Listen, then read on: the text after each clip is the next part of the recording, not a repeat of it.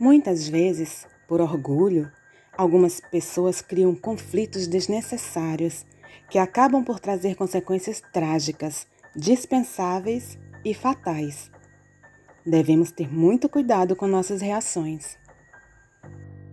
Eu sou Elizabeth Lima e este é o canal É de Arrepiar.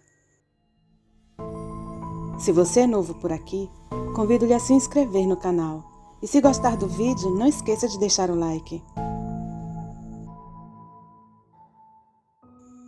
Boa noite. Meu nome é Pedro. Hoje estou com os meus 46 anos de idade. Sou casado. Minha esposa chama-se Teresa e temos 2 filhos. Moramos em uma cidadezinha bem pequena e próximo a ela tem alguns povoados. Não irei dizer aqui o nome da cidade, eu sou bem conhecido por aqui, ainda mais por causa de minha profissão. Sou pedreiro, aprendi o ofício com meu pai, mestre Jerônimo, um dos melhores pedreiros que eu já conheci. Não digo isso porque ele era meu pai, mas por ser verdade mesmo. Hoje ele não se encontra mais entre nós. Bom, falando do sobrenatural, muita gente não acredita nas coisas da noite, nos mistérios que a rondam. Eu também já fui assim um dia. Até que me deparei cara a cara com uma criatura que deixaria qualquer um perturbado com a simples visão de sua figura. O caso foi assim. Na época, eu morava nessa cidadezinha, aprendi o ofício com meu pai. Eu estava com os meus 19 anos de idade. Era muito responsável. Nesse período eu não tinha namorada. Até que um dia ela apareceu, a Teresa. Quando olhei aquela garota linda, morena, cabelos cacheados, meu coração saltou. Ela tinha vindo morar com uma tia, pois havia perdido seus pais em um acidente. De início ela nem me notou, mas ela não saía de meus pensamentos. Fiquei encantado com aquela moça. Só que o tempo passou e quando dei por mim, Teresa estava namorando outro, o esquisitão da cidade, Valdivino. Ele era mais velho que eu e morava com seus pais em um sítio um pouco afastado do centro da cidade. Era um cara de temperamento muito difícil, encrenqueiro mesmo. Mas um belo dia, eu tive uma ótima notícia, aliás, 2. A primeira, eu soube por meio de Alice, a namorada de meu primo, que Teresa havia terminado o namoro. E a segunda é que eu fui contratado por Dona Natália, a tia de Teresa, para fazer um muro em sua casa, o que levaria uns bons dias convivendo ali, com aquela família. Quando eu terminei o muro da casa, eu pedi para sair com Teresa e nos conhecermos melhor. Tempos depois, para minha felicidade, nós estávamos namorando. E aí foi que começaram nossos problemas. O tal do Valdivino não podia nos ver juntos, que já partia para a briga. Não aceitava de jeito nenhum ter sido deixado por Teresa e muito menos que ela estivesse comigo. Tinha noites em que ele simplesmente aparecia do nada em frente à casa dela e ficava lá por horas, só olhando para casa. Se ele encontrava a Teresa sozinha na rua, já ia para cima e tentava lhe convencer a voltar ao namoro, que ele era o homem certo para ela. Certo dia, estávamos eu, Teresa, meu primo e a namorada na praça tomando sorvete quando ele apareceu. E já foi criando confusão. Disse que Teresa era dele e ele não admitia que ela ficasse com mais ninguém. Aí eu parti para cima e foi aquela confusão. Acertei um soco nele, ele me acertou outro e quando vi já estávamos rolando no chão. Terminou o pessoal apartando a briga e ele me jurou de morte. Essa história acabou caindo nos ouvidos de meus pais, que já ficaram preocupados. Conheciam a fama de destemperado do Valdivino. Homem encrenqueiro, esquentado. Eu nem liguei. Ele que venha, eu disse para meu pai. Só que meu pai, com sua experiência, ele viu ali algum perigo. Certo dia, eu fui contratado para fazer uma reforma em uma casa no povoado vizinho. Chamei meu pai para que me ajudasse. Era serviço para 1 ou 2 semanas. Ia depender se o material chegasse a tempo. Quando estávamos com 8 dias indo trabalhar, eu peguei um resfriado muito forte. Tinha chovido muito na volta para casa e não deu outra. Íamos em uma moto que tanto eu quanto meu pai sabíamos pilotar. No dia seguinte, meu pai foi trabalhar sozinho e nesse dia ele acabou vestindo uma camisa minha e foi com o capacete que eu sempre usava. Lá em casa não tinha frescura, nós dividíamos algumas coisas mesmo, ninguém ligava. Anoiteceu e nada de meu pai chegar. E foi ficando mais tarde e nada, começamos a nos preocupar. Ele foi encontrado no dia seguinte, na beira da estrada, no caminho de volta para casa. A moto caída no chão. Meu pai estava irreconhecível, mutilado, faltava um braço, sangue para todo lado, uma cena horrível. A dor que eu e a minha família sentimos foi indescritível. Quando os poucos soldados ali no povoado investigaram, disseram que foi ataque de onça. Mas eu sabia que ali tinha alguma coisa errada. Nunca houve ataque de onça dessa proporção ali na região. Mas o que eu não sabia era que a história ainda não havia terminado. Enterramos meu pai, passei uns dias em casa com minha mãe e depois tive que voltar a trabalhar. Agora era somente eu para sustentar a casa. Meu pai tinha partido e deixado um vazio imenso em nossos corações. Voltei a casa no povoado vizinho onde eu e meu pai estávamos reformando e dei continuidade ao serviço. Agora meu tempo estava mais corrido para ver Teresa, mas aqui e ali eu arrumava um tempinho para vê-la. E continuava trabalhando, terminando a reforma. Só que resolvi providenciar uma arma para mim. Fiquei preocupado em ser atacado também. Onça ou sei lá o que foi que matou meu pai, seria melhor eu me prevenir, pois tinha dias que eu saía cedo, outros dias eu saía mais tarde.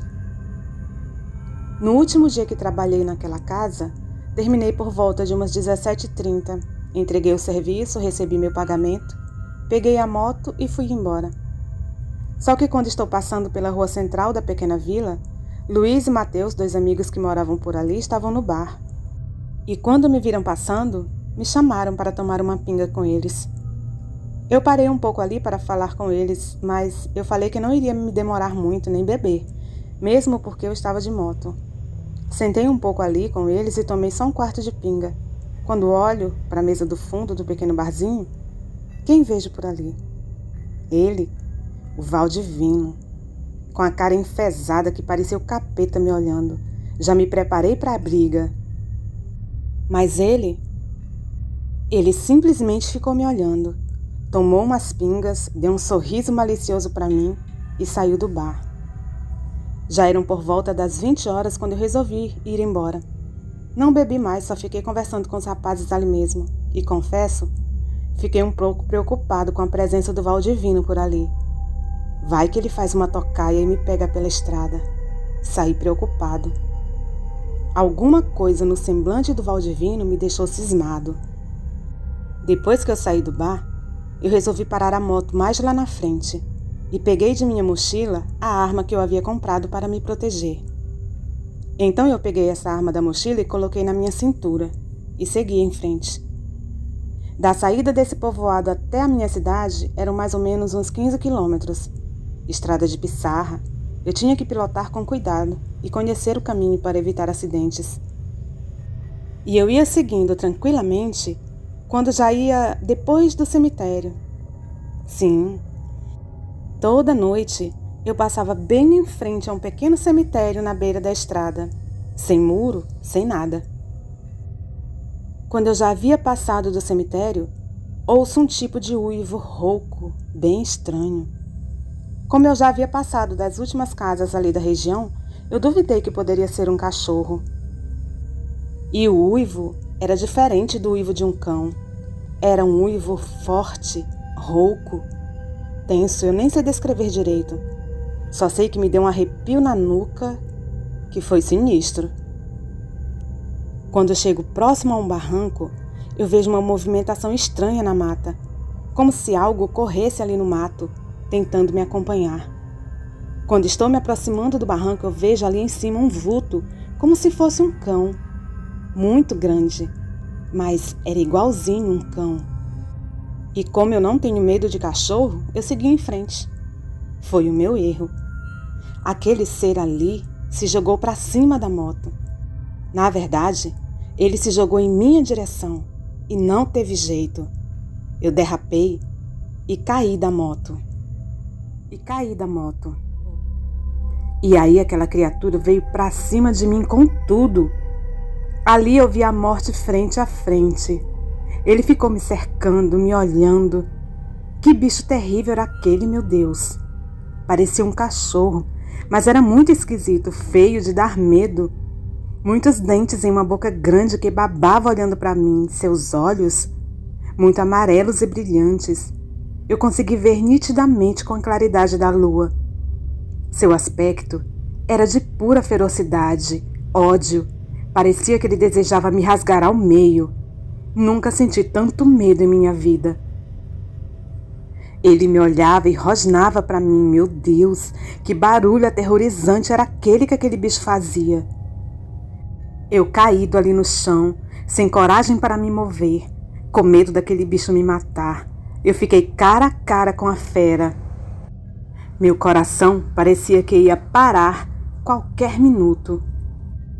E um monte de coisas passaram em minha cabeça. Será que foi essa fera que matou meu pai? O que vai ser de minha mãe se eu morrer aqui? E Teresa?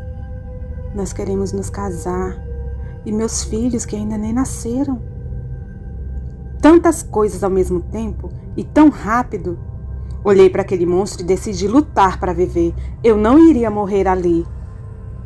Bem devagar eu fui me mexendo, movendo a mão para minha cintura. E o bicho bufando em minha frente e parecia que mirava em meu pescoço. Ele ficava me analisando ou saboreando meu medo, não sei ao certo.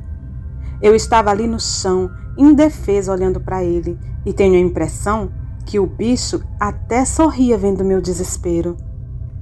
Ele se posicionou em minha frente e fez uma posição de cachorro quando quer atacar. Percebendo isso, foi quando coloquei a mão na cintura. Ele parece que recuou um pouco para trás. Eu consegui pegar a arma e o bicho veio para cima mesmo assim. Eu consegui rodar para o lado, mas ele conseguiu arranhar o meu braço esquerdo. Foi uma dor imensa. Com a mão direita eu consegui disparar um tiro, 2, 3, até que eu vi o bicho dando um berro. Parece que acertei. Ele então correu para o mato e ainda disparei mais 2 tiros. Acabou as balas. Meu braço sangrando. Eu sentia muita dor, mas eu consegui levantar a moto. Deu um trabalhinho, mas ela pegou e eu saí logo dali. Meu medo era que o bicho voltasse e eu estava sem bala. Aí eu ia morrer mesmo. Cheguei em casa, minha mãe viu meu estado e começou a chorar, dizendo que desde a hora que eu saí seu coração estava apertado, uma agonia que não passava, e ela não sabia o motivo. Então ela foi até o meu quarto e acendeu uma vela para o meu anjo da guarda me proteger. E pediu que Nossa Senhora cuidasse do meu caminho. Minha mãe sempre foi muito religiosa. Nossa, como oração de mãe tem poder, pois para eu ter escapado com vida do ataque daquele bicho, só sendo um milagre mesmo. Minha mãe cuidou dos meus ferimentos e no dia seguinte fomos ao hospital. Levei alguns pontos no braço e tive que tomar alguns remédios, inclusive umas injeções que doíam mais do que a unhada do bicho. Depois disso, quando eu estava ficando melhor, minha mãe me levou na casa de minha avó paterna, que era uma senhora muito sábia. Conhecia muito de ervas e sabia benzer as pessoas contra várias coisas. Ela era uma senhora muito respeitada na região e tinha dons muito bons. Acho que hoje em dia costumam chamar de mediunidade. Quando eu contei para ela o que me aconteceu, ela ficou pensativa e lágrimas rolaram de sua face. Ela disse que o que havia me atacado era um lobisomem e o meu pai teria sido morto provavelmente pelo mesmo bicho que me atacou. Minha avó fez umas rezas em mim, benzeu minha ferida, me passou uns banhos de ervas e disse que o mal que me atacou ainda vivia, mas que ele estava gravemente ferido. Que eu havia despertado a ira da fera, e que por conta disso, enquanto vida ele tivesse, nunca iria me deixar em paz. Era para torcer que o bicho morresse logo. Eu até quis saber quem era a fera, que aí eu ia logo dar cabo nele, terminar o serviço, assim eu garantiria mais uns anos de vida e ainda vingaria o meu pai. Mas minha avó disse que não seria necessário, mas que eu teria que ficar preparado, era para uma possível vingança por parte dos parentes dele. Isso sim. E não é que dias depois nós tivemos a notícia que o Valdivino havia falecido? Todos ficaram muito espantados com essa notícia, pois o homem era forte como um touro. A família falou que ele havia sido mordido por uma cascavel na roça e não havia tido tempo de socorrê-lo. Dias depois, meu primo soube a boca pequena que o Valdivino estava ferido e havia morrido por conta desses ferimentos. A família não queria que ninguém soubesse disso, talvez para preservar seu segredo. Cascavel, sei. Foi picado, mas foi por minhas balas no lombo dele, isso sim, aquele miserável. Matou meu pai por nada. Na certa pensou que fosse eu. Queria me matar por causa de Teresa, mas ele teve o que mereceu. Pena que o meu querido paizinho teve que perder sua vida nas mãos daquele infeliz. Então tudo faz sentido. Eu não tinha mais dúvidas de quem era o lobisomem. Certamente os tiros que dei na fera haviam acertado mesmo. Ele não morreu na hora, mas depois não teve jeito. De certa forma, me senti vingado por mim e por meu pai. Mas a história ainda não terminou por aí. Quando faziam exatamente 7 dias depois da morte do Valdivino, bateu em minha casa seu pai, o senhor que todos chamavam de Zé do Bode, pois eles tinham uma grande criação desses animais. Era um senhor até que respeitado ali no local. Ele chegou em minha casa muito sério, pediu para conversar comigo e foi me falando assim: Pedro, faz alguns dias que eu queria vir aqui conversar com você, mas não estava em condições. Você sabe que eu perdi meu único filho e eu sei que foi você que o matou. Eu fui logo me defendendo. Espera aí, seu Zé, eu não matei Valdivino não. Eu atirei um bicho que queria me matar, eu só me defendi. Ele então me cortou. Pedro, nós dois sabemos o que aconteceu e eu vim aqui te dar um aviso. Como pai, eu não posso deixar esse crime passar em branco. Preciso fazer justiça por meu filho, para que ele descanse em paz. Então eu perguntei para ele: o senhor está me ameaçando, seu Zé?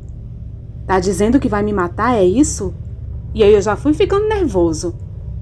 Ele então se levanta da cadeira e diz, olhando nos meus olhos: ameaçando não. Matar você seria um ato de vingança. Mas eu vou aguardar a hora certa. Um filho por um filho. Assim farei justiça. E o homem virou as costas e saiu de minha casa. Depois disso, ele nunca mais voltou. Não na forma humana. 1 ano depois disso, eu me casei com Teresa. Fomos morar com minha mãe para não a deixar sozinha. Tempos depois, Teresa engravidou. Nossa, foi uma felicidade total em nossa casa. Minha mãe estava radiante com a chegada de seu primeiro netinho. Ela e Teresa se davam muito bem, pareciam mãe e filha, e começaram a preparar tudo para a chegada do bebê. Foi quando as coisas estranhas começaram a acontecer. Depois de 1 ano que me casei com Teresa, coisas estranhas começaram a acontecer em nossa casa. Certo dia, Teresa acorda de madrugada para ir ao banheiro. Graças a Deus que o banheiro ficava dentro de casa mesmo, com uma parede voltada para o quintal. E ela estava no banheiro quando começou a ouvir um fungado estranho, como se um bicho bem grande estivesse fungando ali na parede do banheiro, sentindo o cheiro dela. Ela chegou no quarto muito assustada. Me acordou, fui até o banheiro e não ouvi nada. Dei uma olhada pelos basculantes do banheiro, da cozinha e não vi nada. Falei para ela que não era nada, deveria ser algum cachorro ali por perto fungando, algo assim.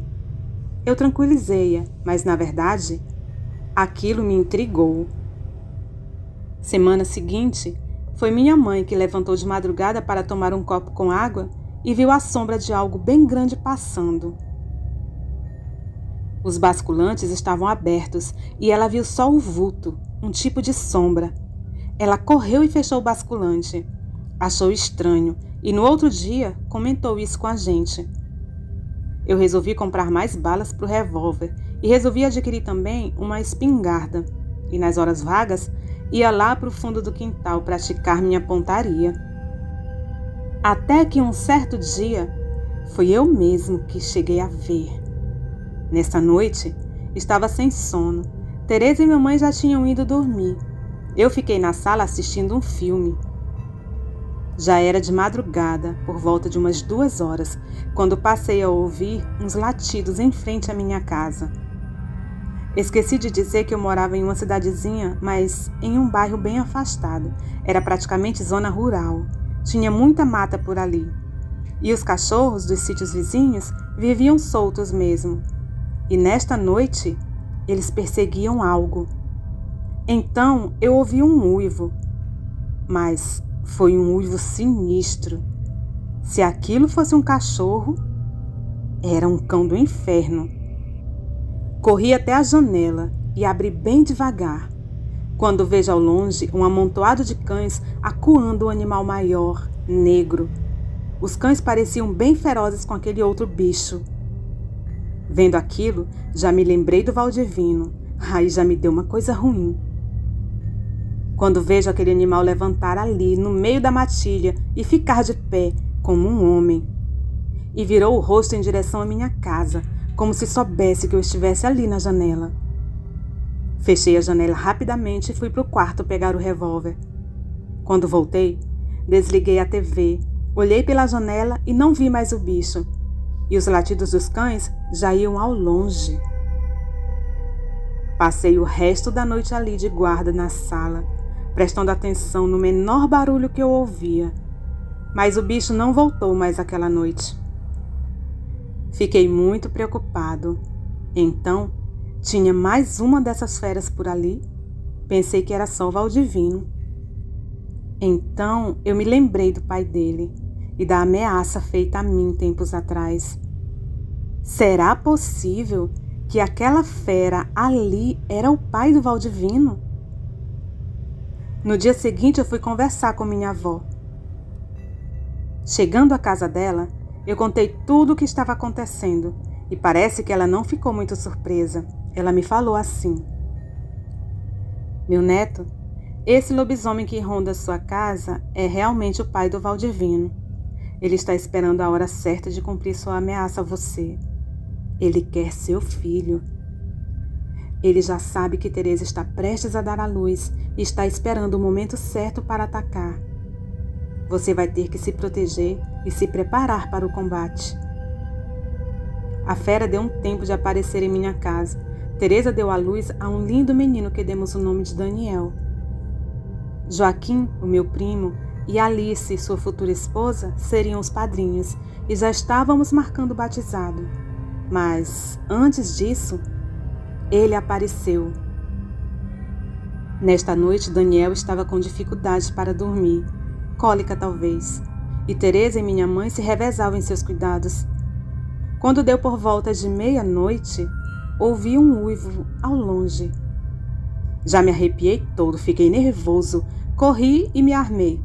Peguei a espingarda e meu revólver e fiquei observando pela fresta da janela. Não demorou muito e ele chegou. Ficou correndo ao redor da casa como se fosse um cavalo, e aquilo ia me deixando cada vez mais nervoso. Pedi que Teresa e minha mãe se trancassem no quarto com o bebê e ficassem por lá. Aquela noite ia ser longa. O bicho batia na porta da cozinha, arranhava a porta da frente e, em momentos, parava na janela do quarto onde Teresa e o bebê estavam. E ele fungava forte e rosnava. Aquilo estava me deixando louco.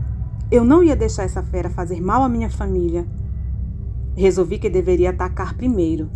mostrar a ele que eu estava preparado. Não ia ser fácil ele concluir sua vingança.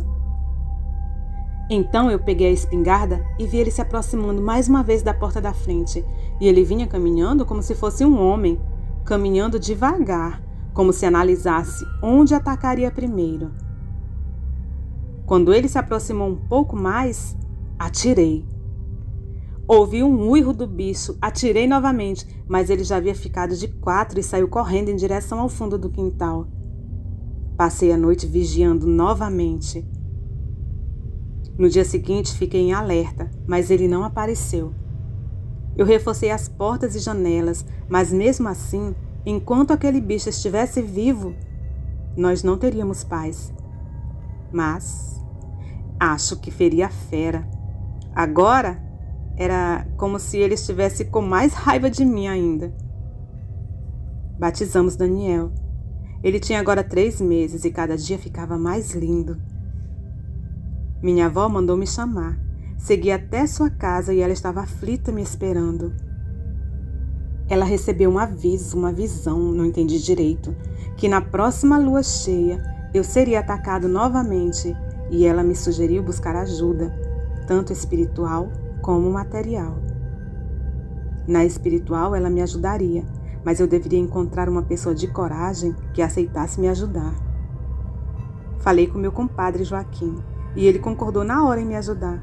Então fomos falar com minha avó e pedir orientação. Ela nos deu algumas orientações e durante 7 noites na lua crescente, ela fez orações, banhos e rituais para nossa proteção. Levamos também nossas armas e munições para que minha avó as benzesse. Depois disso, ela me entregou umas bolsinhas cheias de umas ervas cheirosas, uma para colocar no quarto do bebê, outra para eu carregar comigo e outra para deixar no local mais movimentado da casa. Ela me entregou 3 colares cheios de continhas para colocar um no pescoço, outro em Teresa e o outro em Daniel. Uma vela consagrada por seu guia que eu deveria acender quando visse a fera se aproximando. Um pacote de sal grosso que eu deveria colocar no batente das portas. Para Joaquim, ela deu também um desses colares abençoados. Ela me disse que suas entidades nos ajudariam no combate, mas que a guerra era nossa. Lutaríamos pela vida de nosso menino, pai e padrinho. Nós o defenderíamos até a morte. No primeiro dia de lua cheia, Joaquim chegou cedo em minha casa. Montamos nosso plano, dividimos armas e munições, amolamos foices, facões e deixamos em locais estratégicos. Decidimos que Joaquim ficaria em uma grande árvore, em frente à casa, e eu ficaria dentro. Fiz tudo que minha avó havia ensinado e enviamos minha mãe e Teresa com Daniel para a casa da minha avó. Só que no quarto ficaram algumas roupas sujas do bebê e umas fraldas sujas com leite materno. Tudo pronto, os nervos à flor da pele, era só esperar. Ia ser tudo ou nada. Essa noite ele veio mais cedo. Eram por volta de umas 11 horas da noite quando ouvi uma forte pancada na porta da cozinha. Fiquei em alerta. Logo a pancada foi para a porta da frente. Preparei a espingarda. Escutei batidas na janela do quarto. O bicho batia e arranhava a janela. Eu corri para o quarto e o bicho estava grunhindo e fungando na janela. Parece que o cheiro do bebê que ficou ali estava deixando o bicho mais nervoso. Eu dei uma pancada na janela pelo lado de dentro do quarto. Parece que o bicho se assustou. Correu para a porta da frente.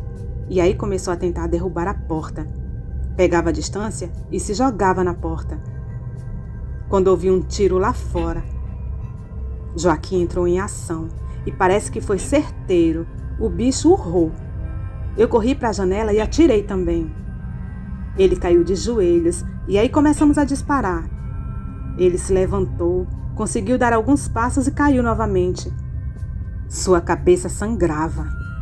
Seu peito sangrava. Até que ele caiu a uns 5 metros da porta da minha casa. Esperamos um pouco. Joaquim desceu da árvore. Eu abri a porta e ficamos olhando aquele monstro ali, deitado no chão. Joaquim foi se aproximando e deu mais um tiro, certeiro na cabeça. Ele só deu um urro e calou. Joaquim entrou em casa e ficamos ali na janela, olhando aquele corpo monstruoso deitado ali no chão.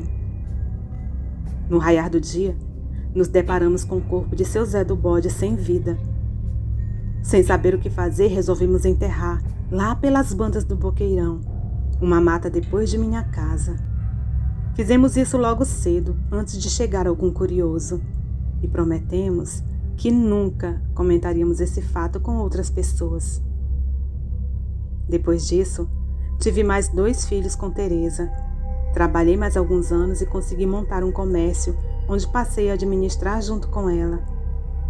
Isso em uma outra cidade, pois Teresa não quis mais morar naquele lugar, com medo de parecer algum parente dos falecidos. Hoje, já fazem 25 anos que esse fato aconteceu, e de vez em quando eu ainda tenho pesadelos com aquela fera. Sofro de terror noturno, mas tenho a certeza que pelo menos aquelas feras não farão mais mal a ninguém. Boa noite. E se você escreve contos ou sabe algum relato sobrenatural e gostaria de tê-los narrados aqui no canal, envie para o nosso e-mail ou WhatsApp que estarão na descrição do vídeo. Acompanhe os nossos canais parceiros e as nossas redes sociais. Compartilhe o vídeo com os amigos. A todos os nossos inscritos, o nosso muito obrigada pela companhia.